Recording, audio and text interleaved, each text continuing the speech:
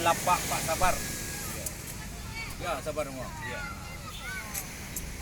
Boleh bintang. Lama saya. Baru.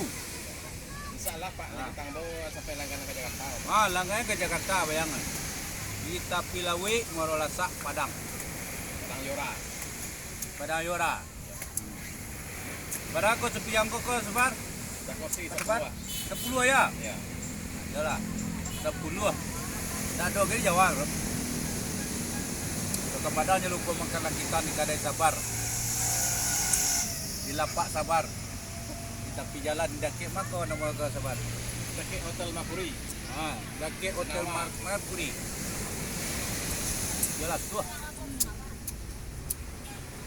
Orang banyak anak bermain-main di laut. Bermain di laut. Cucu, mama cucu tadi. Iya pakai cepat tadi rumah mana kau nomor di Jakarta. Ya, Kapan kampung di mana? Kampung Mambo asli berapa? Bila kamu tinggal sekolah? Rumah kau. Rumah sekolah. Ini orang Teman juga.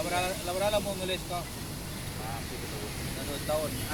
Di Banjarnya dulu kini ke Pantai Padang Pak. Kan nggak dapet kini wak busau. Nah, Rami Pantai Padang ni kan. Iya. Yang mudah-mudahan Padang semakin rami, pariwisata semakin maju. Iya. Tapi tak boleh masyarakat. Iya, betul. Lele sabar dan jago. Kalau pria masjid tapi lawi ko sabar, ibu tsunami. Iya. Tapi kalau masjid kan ada masjid Terapuang, atau masjid apa jenis? Masjid apa kau saya masjid Taj Mahal. Iya. Kami kan masa di insyaallah ada kampung, ada tsunami dah. Tak ada.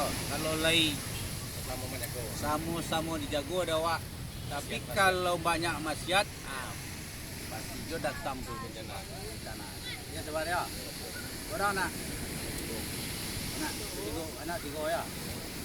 Rumah berapa orang? Rumah orang. Seorang baru. Nah, sabar lah. Jo.